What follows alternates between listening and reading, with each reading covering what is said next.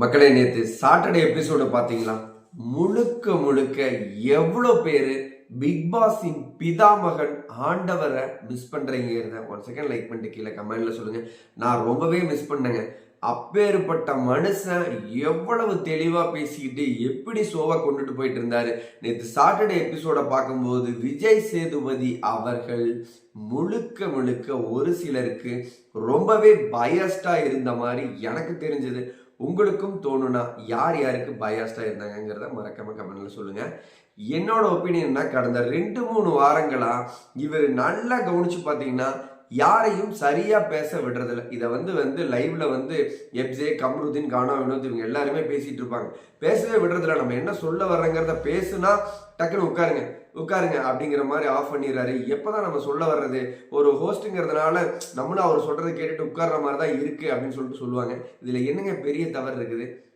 முழுக்க முழுக்க தன்னுடைய ஒப்பீனியனை பேச விடாம டக்குன்னு இவருக்கு என்ன தேவையோ அதுக்காக நம்மளுமே ஒத்துக்கிறோம். பேச விட்டுக்கிட்டே இருந்தா ஷோ ரொம்ப லென்த்தா போகும் ப்ரோ அப்படின்னு சொல்ற உங்களுக்கும் ஓகே.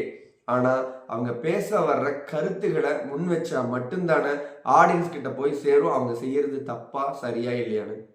போதும் உட்காருங்க, நீங்க பேசணும், போதும் உட்காருங்க, சொல்லிட்டீங்களா உட்காருங்க அப்படிங்கிற மாதிரி ஷோவை கொண்டுட்டு போறது எப்படி இருக்குன்னு தெரியல. அதை தாண்டி 2 வாரமா கவனிச்சு பாருங்க, யாரை அடிக்கணுமோ கமருதீனையும் விஜய் பார்வதியும் டார்கெட் பண்ணி பேசணும். மைக்கு மாட்டாம விட்டதுக்காக மைக்கு மட்டும் கழட்டி வச்சுட்டு உட்காருங்க அப்படின்னு சொல்லிட்டு இந்த பக்கம் அமித் அவரையும் வினோத் அவரையும் போட்டு ரோஸ்ட் பண்ணிட்டு இருந்ததை பார்க்க முடிஞ்சது போன வாரம். சரி ஓகே, இவரை இவங்களோட தவறுகளை டியூன் பண்றாரு அப்படிங்கிற மாதிரி நம்ம எடுத்துக்கிட்டோம். சரி ஓகே அப்படிங்கிற மாதிரி பேலன்ஸ் ஆயிடுச்சு அந்த ஷோ. நேத்தைய எபிசோட்ல என்ன இருந்தது?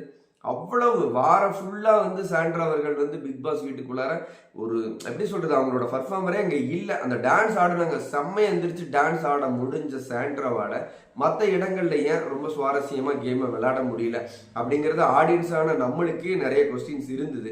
ஆனா அதை பெரிய லெவல்ல அட்ரஸ் பண்ணாம ஒரு சின்னதா ஒரு முடி எடுத்து ட்ரிம் பண்றதுல ஆதரி பண்ண அந்த இஷ்யூவை அவ்வளோ டார்கெட் பண்ணி பேச வேண்டிய காரணம் என்ன? எப்ஜேவை, கமருதீனை, கானவினத்தை நீங்களாம் பேசவே விட மாட்டேன்னு சொல்றீங்கப்பா, எந்திரிச்சு பேசுங்கப்பா அப்படிங்கிற மாதிரி சொன்ன விதமா இருக்கட்டும். யாரை ரோஸ்ட் பண்ணணுமோ அவங்கள விட்டுட்டு யாரெல்லாம் ரோஸ்ட் பண்ணக்கூடாதோ அவங்களையெல்லாம் எடுத்து வச்சுக்கிட்டு ரோஸ்ட் பண்ணிட்டு இருக்கிற மாதிரி எனக்கு தோணுது. என்னுடைய ஒப்பீனியன்.